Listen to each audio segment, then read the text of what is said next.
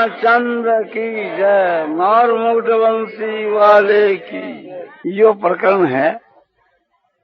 किसी भाई ने पूछा कि गृहस्थाश्रम के वहाँ मुक्ति कैसे होए। इसके उत्तर में ये बात बतलाई जाती है, मुक्ति जो है या यूं समझो परमात्मा की प्राप्ति, परम पद की प्राप्ति या सभी आश्रमों में और सभी वर्णों में होती है। इसके लिए अमुक वर्ण और अमुक आश्रम में मनुष्य का कल्याण नहीं होता, ऐसी बात नहीं है। क्योंकि कल्याण के वहाँ मनुष्य मात्र का अधिकार है। भगवान अनंत कोटि जो जीव हैं, असंख्य जो जीव हैं, उनमें से छांट करके और उसको मनुष्य बनाते हैं कि जो आपने सबसे श्रेष्ठ हो। तो मनुष्य मात्र को मुक्ति में अधिकार है। फिर गृहस्थाश्रम की तो बड़ी महिमा गाई है महाभारत के शांति पर्व में। यह महिमा गाई है कि तीनों जो आश्रम है घर से अलग, जैसे ब्रह्मचर्य आश्रम, वानप्रस्थ आश्रम, संन्यास आश्रम, उनका सबका निर्वाह गृहस्थ से होता है। इसलिए गृहस्थाश्रम की बड़ी भारी प्रशंसा की है। दूसरी बात यह है कि सभी शास्त्रों के बीच के मां सभी आश्रमों वालों की और सभी वर्ण वालों की मुक्ति हुई है। इसके लिए दृष्टांत मिलता है। भीष्म जी जो है आजीवन ब्रह्मचर्य का पालन किया और मुक्त हो गए। और वर्तमान युग के बीच के मां स्वामी शंकराचार्य जी महाराज समझो कि आजीवन ब्रह्मचर्य का पालन किया और वे अच्छे महात्मा माने गए। और गृहस्थाश्रम की तो बात ही क्या, जितने जो मुनि थे वे अधिकांश गृहस्थाश्रम में थे। याज्ञवल्क्य मुनि जिसके 2 स्त्रियां थी और ज्ञानियों में उच्च कोटि के ज्ञानी माने गए। और वेदव्यास जी महाराज जैसे गृहस्थी थे, सुखदेव जी उसके लड़का हुआ, वेदों का विभाग करने वाले हुए और 18 पुराणों की रचना उन्होंने की, महाभारत की रचना की। और वशिष्ठ जी महाराज जो है जी के श्री रामचंद्र जी के गुरु थे और उनके बहुत से पुत्र हुए और ज्ञानियों के मां वे एक नंबर ज्ञानी माने गए। तो गृहस्थाश्रम के बीच में बहुत से मुनि हुए। गौतम जो है, अत्रि है, वशिष्ठ है, कश्यप है, इनके बड़ा बड़ा परिवार था। कश्यप तो प्रजापति माने गए हैं, प्रजा के प्रति बहुत सी संतान थी। राजा युधिष्ठिर, अर्जुन, ये सब गृहस्थी से ये उस कोटि को प्राप्त हुए। और राजा जनक जिनका नाम गीता में आता है, भगवान ने गीता की 30वीं अध्याय के 20 के श्लोक में बतलाया है कि कर्माय संसिद्धि मां सीता जनकाद है। जनक को आदि लेकर के जो बहुत से हुए हैं, वे कर्मों के द्वारा ही संसिद्धि माने परमात्मा की प्राप्ति रूप जो परम सिद्धि उसको प्राप्त हुई। अब वर्ण की बात आपको बतलाता हूँ। ब्राह्मणों के वर्ण की बात तो आपको बतलाई, और क्षत्रियों की भी कुछ बतलाई कि अमरीश जो है ये क्षत्रिय था, राजा था, इसका उद्धार हो गया। राजा चोल रहे हैं, वे भी भगवान के भक्त थे और परम गति को प्राप्त हुए। राजा चोल को खुद भगवान विमान में बैठा करके ले गए। और राजा हरिश्चंद्र माने एक क्या बहुत से राजा हुए जिनको परमात्मा की प्राप्ति हुई, जो परम पद को पहुंचे। इसे गृहस्थाश्रम की अमर है करके। वैश्यों के बीच के मां जैसे तुलाधर वैश्य थे, जिसकी कथा महाभारत में भी आती है और पद्म पुराण में आती है। उसके वहाँ नरोत्तम ब्राह्मण गया था। जाकर उस नरोत्तम ब्राह्मण ने कहा कि मैं आपसे किसी शिक्षा लेने के लिए आया हूँ, तो मुझको आप शिक्षा दो। तो तुलाधर वैश्य ने ये बात कही कि अभी यहाँ ग्राहकों की भीड़ बहुत है, या रात की 9 बजे तक भीड़ रहेगी, यानी 3 घंटा रात बीतने तक भीड़ रहेगी। उसके बाद अवकाश मिलेगा, तब मैं आपको जो पूछोगे कहूँगा। और अभी तो मुझको अवकाश नहीं है, और आपको जल्दीबाजी हो तो यहाँ एक सज्जन अद्रो नाम वाला एक महात्मा, बड़ा सज्जन पुरुष है, उनके पास तुम चले जाओ, वे आपको उपदेश कर सकते हैं। इतना कहने पर उसको क्रोध आ गया कि मैं तुम्हारे पास में शिक्षा लेने के लिए आया, तुम्हारे को फुर्सत भी नहीं है, अवकाश भी नहीं है। तो तुलाधर ने कहा कि महाराज, इस प्रकार से क्रोध नहीं करना चाहिए। आपके द्वारा जो एक पक्षी, चिड़िया पक्षी भस्म हो गया, इस बात को मैं जानता हूँ। और आकाश के वहाँ जो वाणी हुई थी आपके विषय में, उसको भी मैं जानता हूँ। उसने क्रोध करके एक चिड़िया को भस्म कर दिया था। तो तुलाधर सब कुछ जानता था। तो भगवान ने खुद ये बात फिर उस नरोत्तम को समझाई है कि ये तुलाधर जो वैश्य है, ये सबके साथ में सम व्यवहार करता है और सत्य व्यवहार करता है। इसके यहाँ झूठ कपट नहीं है। इसके प्रभाव से थी इसके घर के ऊपर मैं ब्राह्मण का रूप धारण करके सदा निवास करता हूँ। तुलाधर जब मर करके गया तो वो भगवान के परम धाम को गया। और नंद भद्र नाम का एक भगवान का भक्त हुआ है, वो भी उच्च कोटि का था। उसकी कथा सकंद पुराण में आती। आज जो आपको दिन में कथा सुनाई थी श्रवण की, उसका पिता जो है सो बड़ा तपस्वी था, उसका नाम याद नहीं रहा। वो वैश्य ऋषि हुआ है, वैश्य होकर के ऋषि हुआ। तो इसी प्रकार से थी शूद्रों के बीच के वहां भी बहुत से मुक्त हुए। सबरी भिलनी जो है नीची जाति की थी, केवट नीची जाति का था, धर्म व्याध ये नीची जाति का था, और मूक चंडाल जाति का चंडाल था। माता पिता की सेवा के प्रभाव से मुक्त हो गया, ये कथा भी आपको बतलाई थी। तो इस प्रकार से थी बहुत से यशो शूद्र योनि के वहां मुक्त हो गए। ये क्यों, आप गीता में देख लो। गीता तो विधि वाक्य है, उदाहरण वाक्य से भी विधि वाक्य बलवान होता है। गीता कहती है कि मांग पार्श्वपाश्रित ये पीषु पाप योनियो अस्त्रियो वैश्या तथा शूद्रास्ते भी आंति परांगतिम। हे पार्थ, मेरी शरण लेकर के चाहे स्त्री हो और चाहे वैश्य हो, चाहे शूद्र हो, और चाहे पापी होने वाले चंडाल भी क्यों नहीं हो, वे भी सब परम गति को प्राप्त हो जाते हैं, यानी मुक्त हो जाते हैं। तो इससे ये बात सिद्ध हो जाती है कि चंडाल है, भीड़ है, या कोई भी है, उसकी भी मुक्ति हो जाती है भगवान की भक्ति के प्रभाव से। तब और उनकी तो बात यही क्या है। मलेच्छों का राजा जो गु है, ये भी जाति का भील था। भगवान की भक्ति के प्रभाव से भगवान का मित्र हो गया और बड़ा उच्च कोटि का भगवान का भक्त था। भगवान की भक्ति से मुक्ति हो जावे, परमात्मा की प्राप्ति हो जावे, इसमें तो करना ही क्या है। अपने अपने धर्म का यदि निष्काम भाव से पालन करे तो उससे उसका कल्याण हो सकता है। ब्राह्मण, क्षत्रिय, वैश्य, शूद्र, ये चारों वर्ण वाले अपने अपने धर्म का पालन करने से मुक्त हो सकते हैं। माननीय गीता की 18वें अध्याय के मां ब्राह्मण, क्षत्रिय, वैश्य, शूद्र इनके धर्मों की व्याख्या की।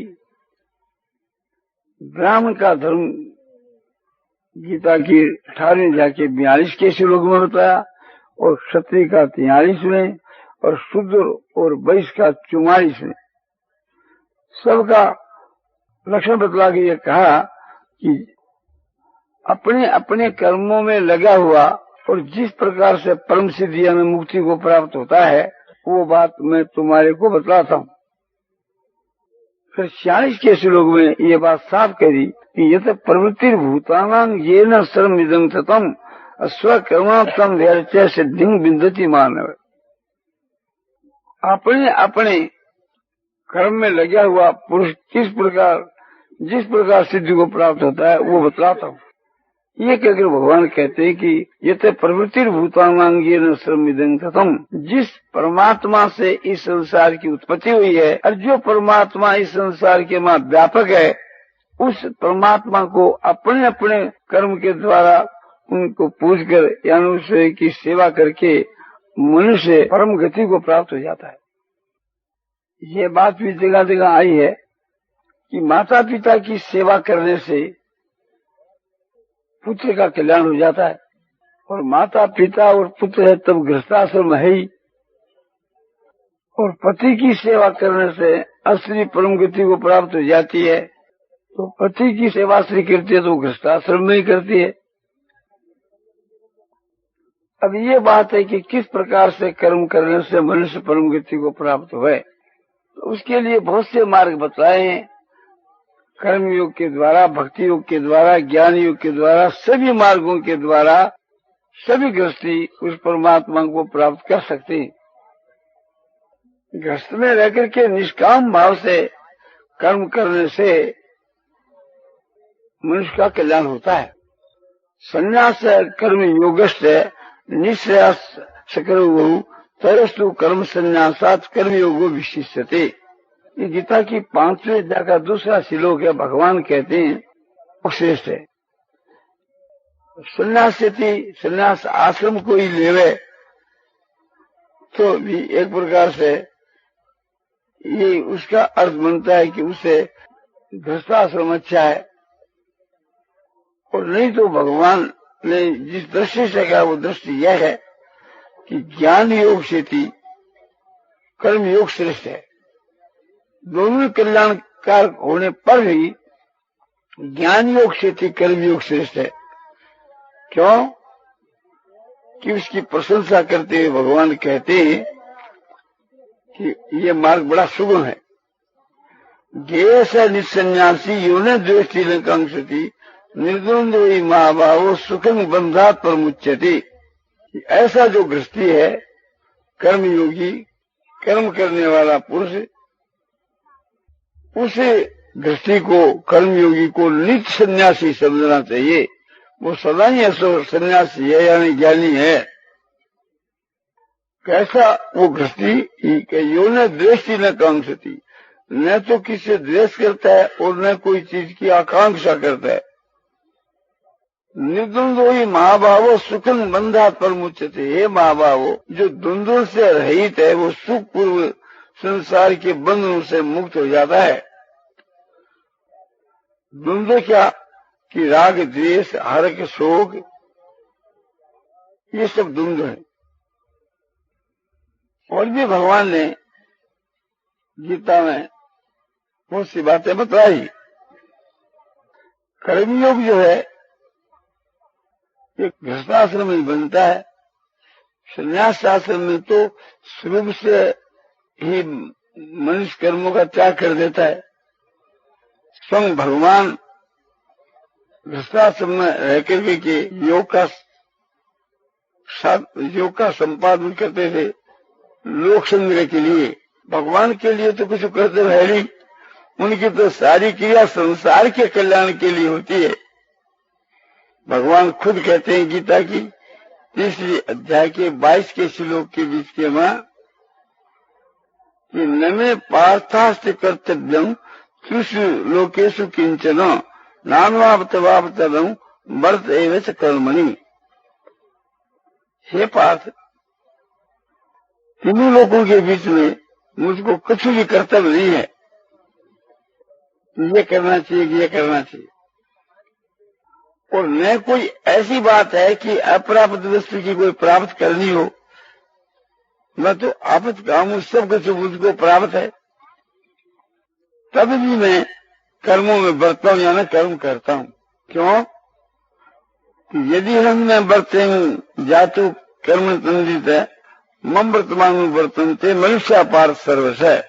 हे पार्थ, यदि हम न बरते, माने यदि मैं सावधान हुआ और कर्मों में न चलूं, तो दूसरे लोग भी कर्मों को निरर्थक मान करके के मेरा उदाहरण देकर के कर्म छोड़ देंगे, तो मैं ही इसके लिए दोषी होऊंगा।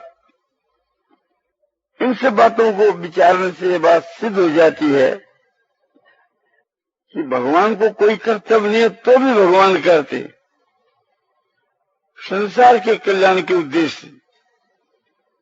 किंतु साधक पुरुष भी संसार के कल्याण के लिए कर्म सो कर सकता है। पूर्व के जमाने में जितने जो महात्मा हुए हैं, ज्ञानी हुए हैं, भक्त हुए हैं, अधिकांश गृहस्थाश्रम में हुए हैं। इस लोक के बीच के मां जो साधक पुरुष है और विषयों में आसक्ति भी है, तो वह मर करके स्वर्ग को जाकर स्वर्ग के भोगों को भोग करके और फिर पवित्र लक्ष्मीवाणों के घर में उसका जन्म होता है। और कोई ऐसा है कि ग्रस्त है और परमात्मा की प्राप्ति होने के पहले ही मर गया, तो वह मर कर के स्वर्गलोक को नहीं जाता। वह योगियों के कुल के वहां जन्म लेता है। कर्मयोगी, ज्ञान योगी, ध्यान योगी, ज्ञान योगी, अष्टांग योगी सब योगी हैं। तो जन्म जो ले रहा हो तो गृहस्थी है ही, तो उत्तम गृहस्थ के घर में उसका जन्म होता है योग भ्रष्ट पुरुष का, और वहां जाकर के फिर उसी काम में लग जाता है। तो ऐसा जन्म जो है दुर्लभतर है। भगवान गीता के मां कहते हैं कि स्वर्ग को भोग करके और वह योग भ्रष्ट पुरुष है, सूचनांग श्रीमतांगे योग भ्रष्टो भी जाते।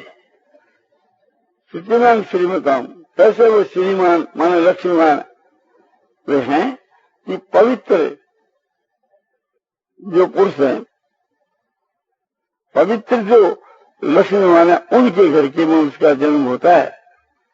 किसका? योग भ्रष्ट पुरुष का। और जो गृहस्थाश्रम में तो रहा किंतु एक प्रकार से वैराग में भी मस्त था, और किसी कारण से थी मरने के समय में भगवान की स्मृति हुई नहीं, तो उसकी फिर क्या? दुर्लभ ही नहीं दुर्लभता है। जो गृहस्थी है और महात्मा है, योगी है, उसके कुल के मां जिसका जन्म होता है, अधिकांश के मां उसका उद्धार ही हो जाता है, उस बालक का कल्याण ही हो जाता है। वैराग में भी मस्त था, और किसी कारण से थी मरने के समय में भगवान की स्मृति हुई नहीं, तो उसकी फिर क्या गति होगी? तो इसका ये उत्तर है कि अथवा योगी नाम एवं कुले भवती धीमताम एतद ही दुर्लभतरं लोके जन्म यदि दृष्टम। योगियों के कुल में योग भ्रष्ट पुरुष का जन्म होता है, और इस प्रकार का जो जन्म है दुर्लभ ही नहीं दुर्लभता है। जो गृहस्थी है और महात्मा है, योगी है, उसके कुल के मां जिसका जन्म होता है, अधिकांश के मां उसका उद्धार ही हो जाता है, उस बालक का कल्याण ही हो जाता है। और वहां जाकर के वह फिर एक प्रकार से उसी प्रयत्न में लग जाता है जो पहले जन्म में किया, तो फिर शीघ्र उसको परमात्मा की प्राप्ति हो जाती है। भगवान साफ कहते हैं कि अनाश्रित कर्म फलासी से योगी से और न निर्गुणी नशा करिए। जो पुरुष कर्म करता है, यज्ञ दान तप सेवा आदि कर्म करता है, किंतु उसके फल के आश्रय से रहित है। माने कर्म के फल को नहीं चाहता हुआ और अपनी ड्यूटी बजाता है, यानी अपने लिए जो कर्म नियत किए हैं उनको सुचारू रूप से करता है। माने कर्म के फल को नहीं चाह करके के और कर्मों का संपादन करता है, माने कर्म करता है, शास्त्र विहित कर्म करता है, तो वह योगी है और सन्यासी है। किंतु केवल क्रिया का त्याग कर दिया, जगदान तप का त्याग कर दिया और अग्नि का त्याग कर दिया, वह न तो सन्यासी है और न योगी। तो गृहस्थाश्रम के बीच में रह करके और निष्काम भाव से जो कर्मों का आचरण करता है, उसकी गीता में तो प्रशंसा की है, किंतु कहीं आप देख लो उसकी बड़ी भारी प्रशंसा है। गोपियां सब गृहस्थाश्रम में थी, किंतु भगवान की भक्ति में तल्लीन होने के कारण से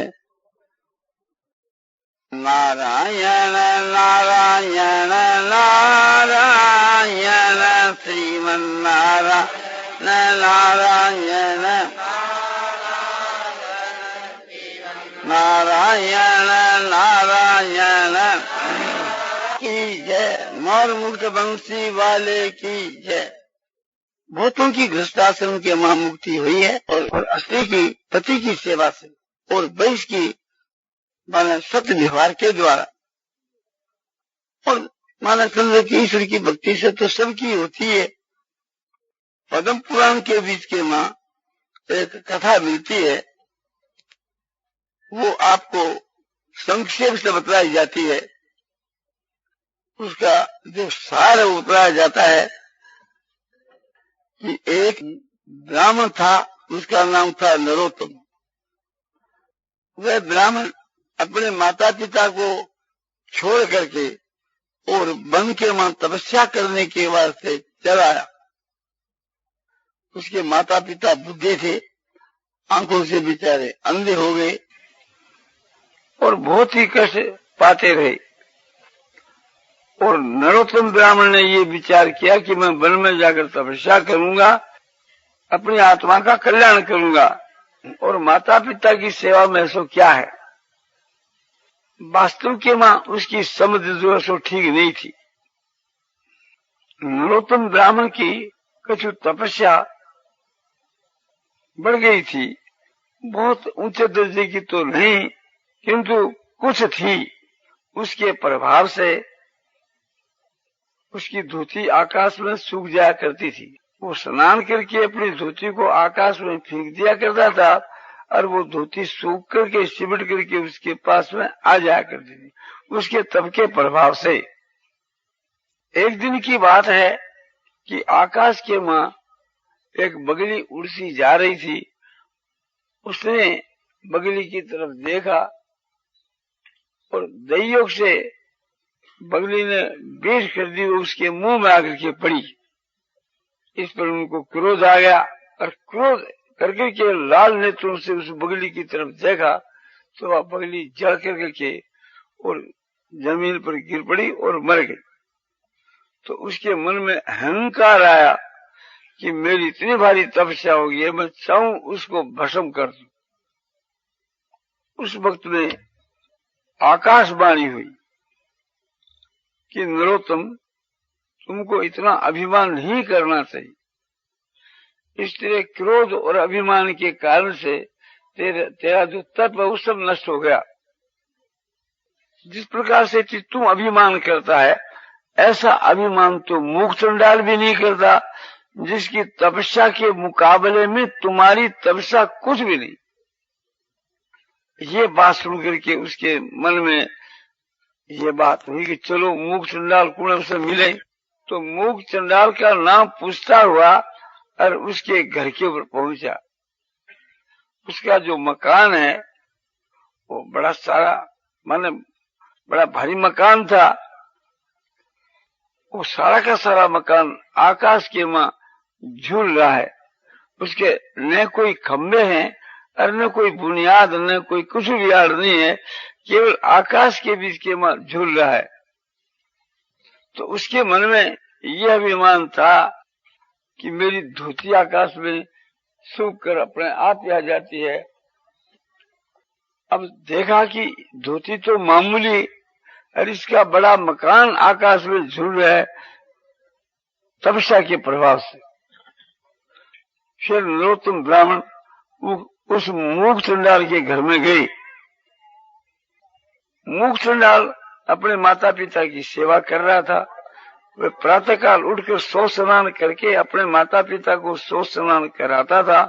उसके बाद अपने हाथ से भोजन बनाकर अपने माता पिता को खिलाता था और बचा हुआ अन्न खुद खाता था। आवश्यकता के अनुसार माता पिता की सेवा जो करता था वो एक बहुत ही प्रशंसा के लायक थी। समय पड़ने के ऊपर हवा की आवश्यकता होती, हवा डालता था। पगचंपी की आवश्यकता होती, पगचंपी करता था। और उनके शयन के लिए बहुत सज्जा बढ़िया और भोजन के लिए बढ़िया पदार्थ वो देता था। अब माता पिता के भोजन करने के बाद जो बचा हुआ जो भोजन है वो खाया करता था। उस घर के बीच के माँ नरोत्तम ब्राह्मण गए और जाकर के कहा कि मैं आपसे कुछ पूछने के लिए, शिक्षा लेने के लिए आया हूँ। मूक चंडाल ने कहा कि इस समय में मैं माता पिता की सेवा कर रहा हूँ, मुझको अवकाश नहीं है। इनकी सेवा कर लेने के बाद आपसे मैं बात करूंगा। और यदि आपको जल्दीबाजी है तो यहाँ एक सुबह नाम की पतिव्रता स्त्री बसती है इस ग्राम के माँ, उसके पास में जाकर के आप जो कुछ पूछना हो पूछिए, वह आपको उत्तर दे सकती। तो नरोत्तम ब्राह्मण को इस मूक चंडाल पर क्रोध आ गया कि मैं तेरे घर के ऊपर शिक्षा लेने के वास्ते आया और तेरे को मेरे से बात करने के लिए भी फुर्सत नहीं है, अवकाश नहीं है। तो मूक चंडाल सब जानता था। उसने कहा कि वो बगली नहीं है जो क्रोध करने से भस्म हो जाए, वो बगली नहीं है।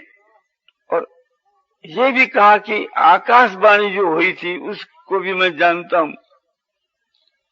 तो उसके वहां एक सिंहासन के ऊपर ब्राह्मण का भेष धारण किए हुए स्वयं भगवान ही बैठे थे। ब्राह्मण के रूप में भगवान ने कहा कि चलो उस सुबह नाम केसरी का घर मैं जानता हूं। तब नरोत्तम ब्राह्मण उसके साथ में पतिव्रता के घर पर आए। भगवान तो वहां सिंहासन पर बैठ गए और पतिव्रता को आवाज दी, वह भोजन लेकर के आई। नरोत्तम ने कहा कि मैं भोजन के लिए नहीं आया हूं, मैं कुछ तुम्हारे से बात करना चाहता हूं। पतिव्रता ने कहा कि इस समय में तो मुझको अवकाश नहीं है, क्योंकि मेरा पति जो घर के मां विराजमान है उनकी मैं सेवा करूंगी। उनकी सेवा कर लेने के बाद आपसे मैं बात कर सकती हूँ। और यदि आपको जल्दीबाजी हो तो तुलाधर वैश्य के यहाँ चले जाइए, वे आपको उपदेश की बात कह सकते। इतना कहने के ऊपर नरोत्तम को क्रोध आ गया।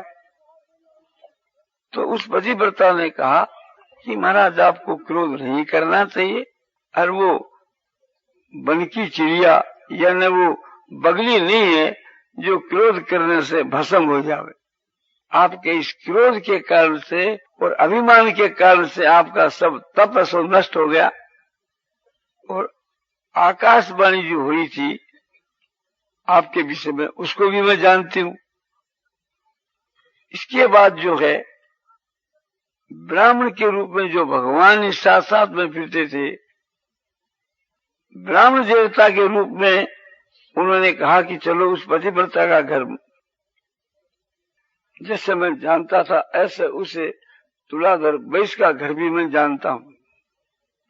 तो उसको तुलाधर के यहाँ ले गए। तुलाधर दुकान के ऊपर सौदा बेचता था। जब चले तो रास्ते में पूछा कि क्या बात है, इस स्त्री को क्या आपने कह दिया? क्यों आप वहां थे मूक चंडाल के? भगवान ने कहा कि भी मैं क्यों कहता, मुझको क्या प्रयोजन था। तो उस मूक चंडाल को और इस मूक चंडाल को और इस पतिव्रता स्त्री को कैसे मालूम हुआ? तब ब्राह्मण के रूप में भगवान बोले, ब्राह्मण का रूप धारण कर रखा था, छिप करके रहते थे कि वो माता पिता की सेवा करता है, इसके कारण से थी आपकी वो आकाशवाणी की सारी बात इसको ज्ञान होगी। किसको?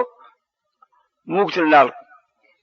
और यह जो सुबह नाम की स्त्री है, यह पतिव्रता है, यह पति की सेवा करती है। पतिव्रत धर्म के पालन के प्रभाव से इसको भी भूत भविष्य वर्तमान तीनों काल का ज्ञान है। इस प्रकार बात करते करते तुलाधर के यहाँ पहुंच गए और वहां देखा तो हजारों की भीड़ लगी हुई है। तब तुलाधर के पास जाकर के ये बात कही कि मैं आपके पास किसी उपदेश लेने के लिए आया हूँ। तुलाधर ने कहा कि मुझको अवकाश नहीं है, देखो कितनी भीड़ लगी हुई है, इनको सौदा देने के बाद मुझको अवकाश मिलेगा। ये 3 पहर रात माने 3 घंटा रात गई तक यह भीड़ लगी रहेगी, रात की 9 बजे तक।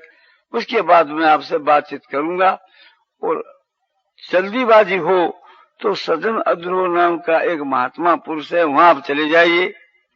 तो इतना सुनने के साथ तुलाधर पर भी उन्होंने क्रोध किया और तुलाधर ने भी वही बात कही कि वह चिड़िया नहीं है जो भस्म हो जावे। और आकाशवाणी ने जो कुछ कहा था उसका भी हमको मालूम है।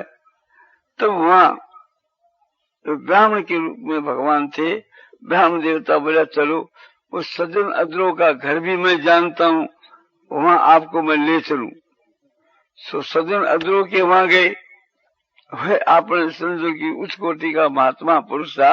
उत्तम गुण और उत्तम जो आचरण है, देवी संपदा के जो लक्षण बतलाए हैं, इस प्रकार से उसके वहां उत्तम गुण उत्तम आचरण भी थे और भक्ति ज्ञान वैराग भी था। उसके पास में जाकर के कहा कि मैं आपसे शिक्षा लेने के लिए आया हूँ। उसने भी ये बात कही कि अभी तो मुझको अवकाश नहीं है, मैं अपने नित्य कर्म में लगा हुआ हूँ, उसके बाद में आप आना या उसके बाद में मुझको अवकाश मिलेगा तो मैं आपको जो पूछोगे कहूंगा।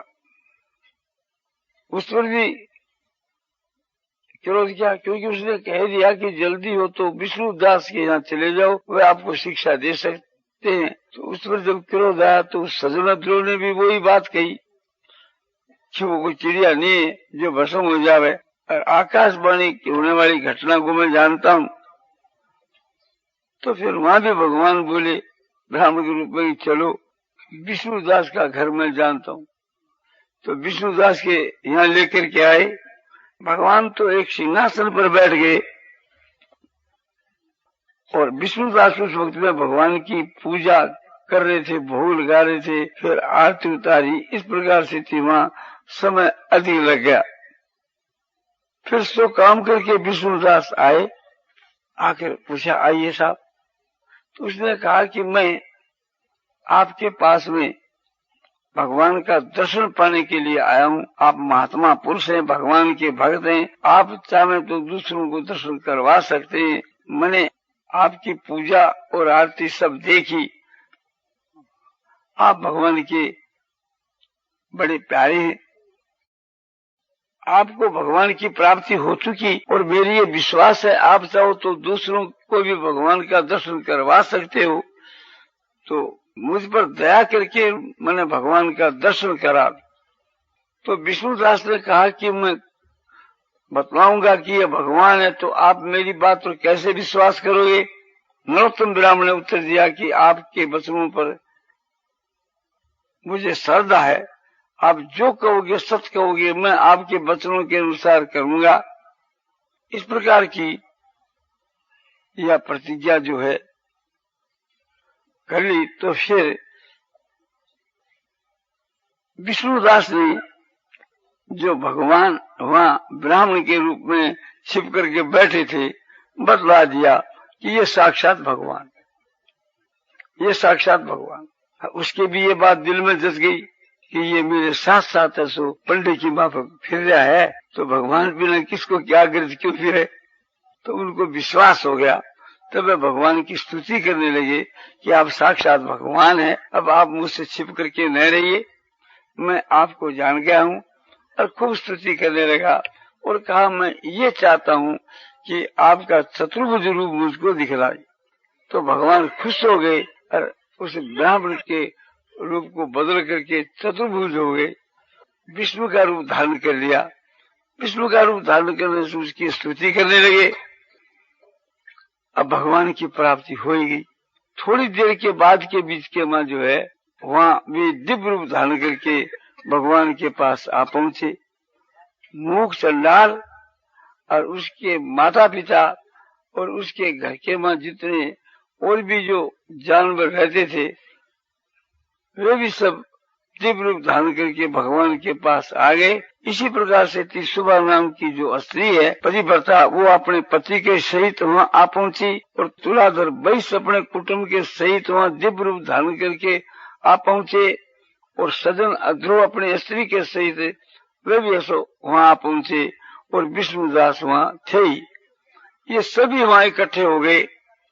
तो भगवान के यहाँ से बैकुंठ से विमान आया और उस विमान में बैठ बैठ करके की और सब भगवान के परम धाम को चले गए। वहां एक तो वह नरोत्तम ब्राह्मण रहा और दूसरे भगवान। तो नरोत्तम ब्राह्मण ने पूछा कि महाराज ये तो हमको बतलाइए कि एक प्रकार से ये सभी आपके परम धाम को चले गए, किस प्रभाव से गए, कौन से कर्म के प्रभाव से गए। तब भगवान ने सारी बात कही कि ये जो मूक चंडाल है ये अपने माता पिता की सेवा करता है, उस सेवा के प्रभाव से थी इसको तीनों काल का ज्ञान है और मैं इसके घर के मां नित्य ब्राह्मण का रूप धारण करके निवास करता हूँ और माता पिता की सेवा रूप जो तपस्या है उसके प्रभाव से थी इसका मकान आकाश में झूलता है, जमीन से ऊंचा झूलता है। इसके तप के प्रभाव से माता और पिता की जो सेवा है वही परम तप है और माता पिता की सेवा के प्रभाव से थी ही ये सब मेरे परम धाम को चले गए और उस प्रभाव से थी इसको तीनों काल का ज्ञान है, भूत भविष्य वर्तमान का। और सुबह नाम की जो स्त्री है वो पतिव्रता है, पातिव्रत धर्म के प्रभाव से थी उनको तीनों काल का ज्ञान है, भूत भविष्य वर्तमान का। और पातिव्रत धर्म के प्रभाव से थी उसके घर पर भी मैं ब्राह्मण का रूप धारण करके निवास करता हूँ और वह भी अपने पातिव्रत धर्म के प्रभाव से पति सहित परम गति को चलेगी। तीसरा तुलाधर जो वैश्य है ये व्यापार के बीच के में झूठ कपट बेईमानी नहीं करता है, सत्य व्यवहार करता है और इसमें स्वार्थ का भी त्याग है, लोगों के हित के उद्देश्य से यह करता है, ये निष्कामी है और ये समदर्शी है, सबको समान भाव से देखता है। कोई होशियार आदमी आकर कस करके भाव कर लेता है, उसी के हिसाब से एक मूर्ख को, भोले को, बूढ़े और बालकों को उसी प्रकार से देता है। इसके व्यवहार के मां विषमता नहीं तो सत्य व्यवहार के प्रभाव से थी इस वैश्य को भी तीनों काल का ज्ञान है और इसके घर पर भी मैं ब्राह्मण का रूप धारण करके निवास करता हूँ। इसी के प्रभाव से, सत्य व्यवहार के प्रभाव से ये मेरे परम धाम को चला गया। और सजन अद्रोह जो है वह भी बड़ा भारी तपस्वी है और देवी संपदा वाला पुरुष है, उसमें उत्तम गुण और उत्तम आचरण भरे हुए हैं। इसके प्रभाव से मैं उसके घर पर वास करता हूँ और इसको तीनों काल का ज्ञान है और ये भी मेरे परम धाम को चले गए। और ये विष्णुदास जहाँ हम लोग ठहरे हुए हैं, ये मेरा भक्त है, मेरी नित्य प्रति बड़े प्रेम से पूजा करता है, ध्यान करके पूजा करता है और नाम का जप करता है और पूजा करके भोग लगाना, आरती उतारना, स्तुति प्रार्थना करना, ये सब भक्ति के लक्षण हैं। तो एक प्रकार से ये मेरा परम भक्त है।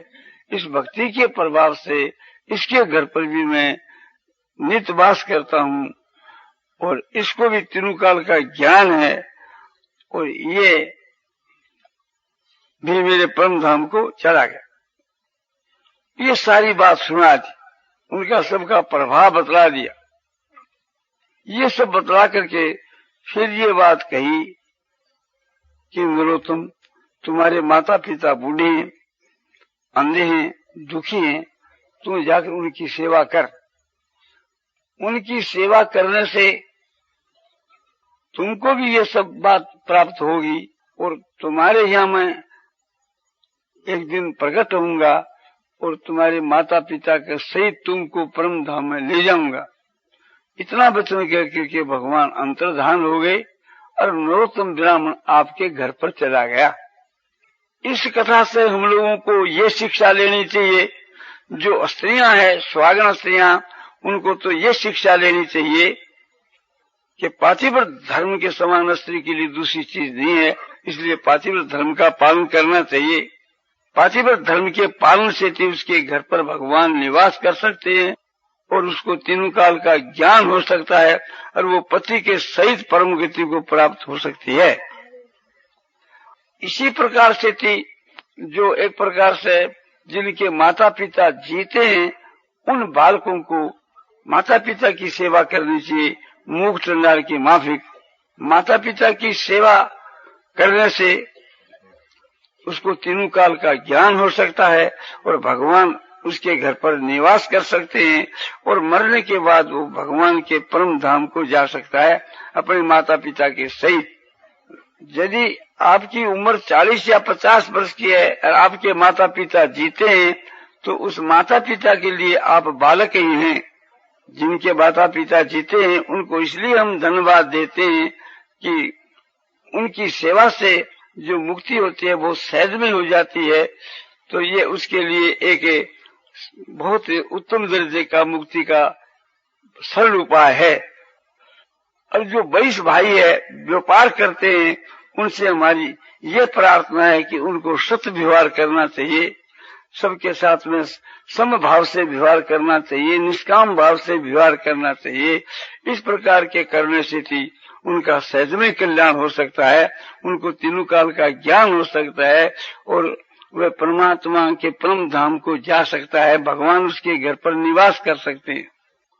जो हमारे माता बहना है, विधवा स्त्रियां हैं, उनके लिए ये उपाय है कि मन और इंद्रियों को वश में कर करके सज्जन द्रोह की माफक अपने उत्तम गुण और उत्तम आचरणों को धारण करना चाहिए और दुर्गुण दुराचारों का त्याग करना चाहिए। ऐसा आराम स्वाद शौकीनी का त्याग करके और ईश्वर की भक्ति के में लगना चाहिए। इसके प्रभाव से थी उन स्त्रियों का भी कल्याण हो सके है। ऐसे ही और बाकी जितने जो भाई बहन जो हम लोग इकट्ठे हुए हैं, सबके लिए भगवान की भक्ति तो है ही। भगवान की भक्ति विष्णुदास की माफक भगवान की भक्ति करनी चाहिए। भगवान की पूजा जो है और उसके भोग लगाना, आरती करना, स्तुति प्रार्थना करना, भगवान को नमस्कार करना, जो भक्ति के 9 अंग आपको बतलाए थे, उस प्रकार से नवदा भक्ति भगवान की करने से एक प्रकार से सहज में उसका कल्याण हो सकता है और भगवान उसके घर पर निवास करे। इसमें कहना ही क्या है। और तीनों कालों का ज्ञान तो एक साधारण बात है। तो एक प्रकार से ये गृहस्थाश्रम में रहकर किस प्रकार से अपनी आत्मा का कल्याण करना चाहिए, ये बात आपको इस दृष्टांतों से, उदाहरणों से बतला दी गई। नारायण नारायण नारायण श्रीमन्नारायण नारायण